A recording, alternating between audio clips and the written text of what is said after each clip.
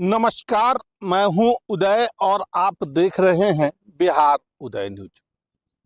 दोस्तों, आज हम इस वीडियो में बात करने वाले हैं बांकेपुर विधानसभा को लेकर, और खासकर बात करने वाले हैं कि बंटी को, आखिर अभिषेक कुमार बंटी को भाजपा ने एकाएक नामांकन वापस लेने के लिए क्यों कहा, नए उम्मीदवार की घोषणा आधे घंटे के अंदर में क्यों कर दी गई, क्या पारिवारिक कारण था अभिषेक कुमार बंटी का नामांकन वापस लेने का, या कुछ और था। दोस्तों, आज हम इस वीडियो में इसी को लेकर चर्चा करेंगे और एक एक चीज आपको बताने का प्रयास करेंगे। दोस्तों, हम आगे बढ़े उससे पहले आपसे आग्रह है कि अगर आप चैनल पर नए हैं तो चैनल को सब्सक्राइब कर लीजिए। फेसबुक पेज पर या इंस्टाग्राम पर देख रहे तो पेज को फॉलो कर लीजिए। देखिए, बांकीपुर विधानसभा को लेकर बिहार का सियासी पारा हाई है और बिहार की राजनीतिक फिजा बदली हुई दिखाई दे रही है और सबकी नज़रें, बिहार भर की नज़रें, देश की नज़रें बांकीपुर विधानसभा हो रहे उपचुनाव पर टिक गई है। अब जैसे कि आप सभी को मालूम होगा कि नितिन नवीन की यह सीट है। नितिन नवीन लगातार 5 बार से यहाँ से विधायक बनते रहे। लगभग 2006 से लेकर 2025 तक वो लगातार इस बांकेपुर विधानसभा सीट से चुनाव जीतते रहे, विधायक बनते रहे, मंत्री बनते रहे नितिन नवीन। अब वो राज्यसभा चले गए हैं। राज्यसभा जाने के बाद वहाँ उपचुनाव हुआ है और उपचुनाव होना है।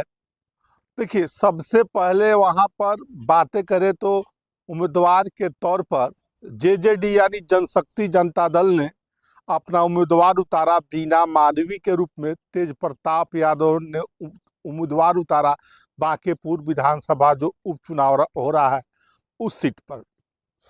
दूसरी तरफ प्रशांत किशोर, दूसरे नंबर पर प्रशांत किशोर की पार्टी जन सुराज ने प्रशांत किशोर को ही उम्मीदवार बनाया बांकेपुर विधानसभा उपचुनाव पर।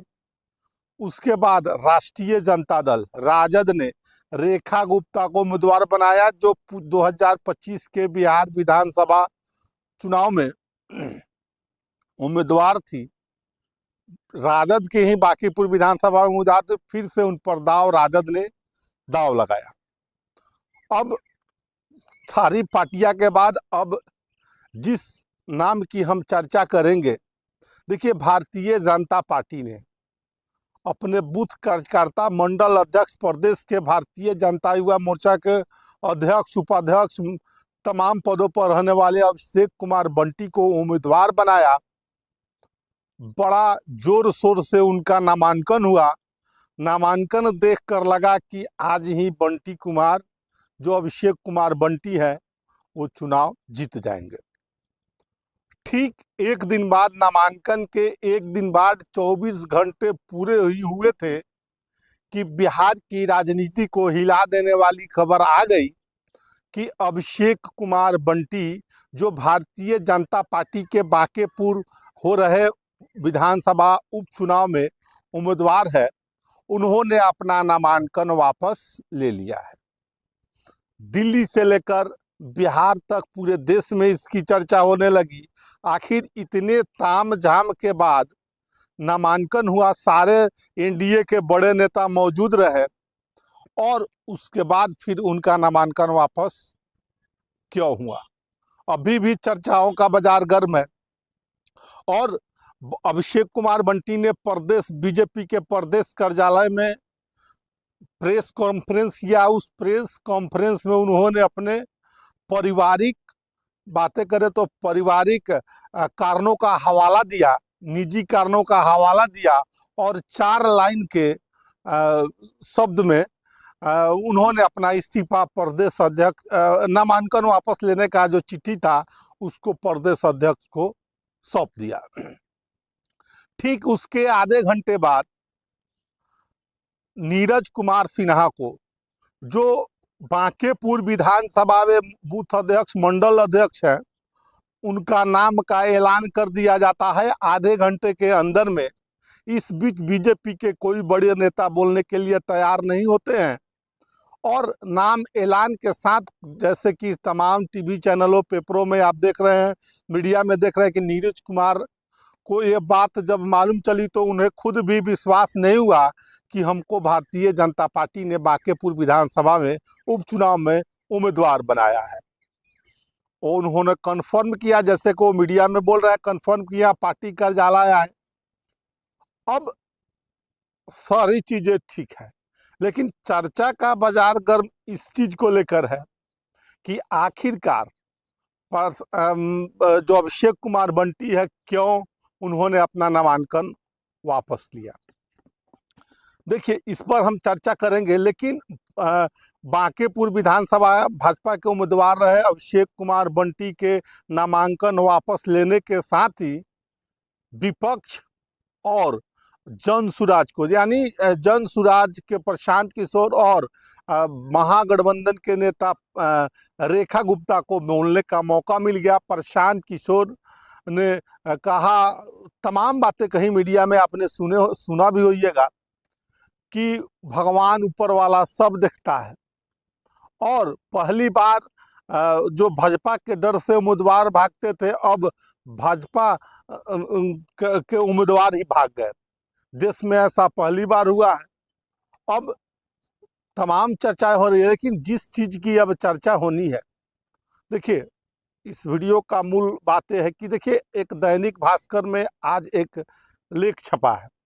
उस लेख में अभिषेक कुमार बंटी के पिताजी पर गंभीर आरोप है। चारे घोटाले पर उन पर पैसा का जुर्माना भी लगाया गया है।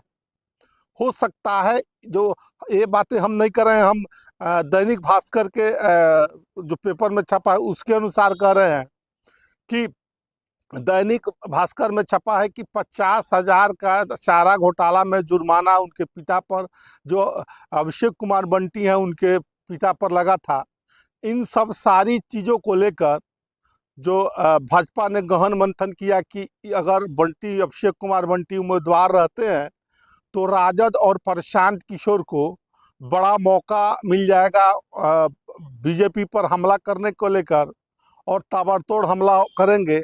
और दूसरी तरफ जब नामांकन अभिषेक कुमार बंटी ने दाखिल किया था तो उसमें उन्होंने ये बातें छुपाई थी, नामांकन के दौरान ये बातें छुपाई थी, और उन्होंने अपने शपथ पत्र में इसको नहीं बताया था। अब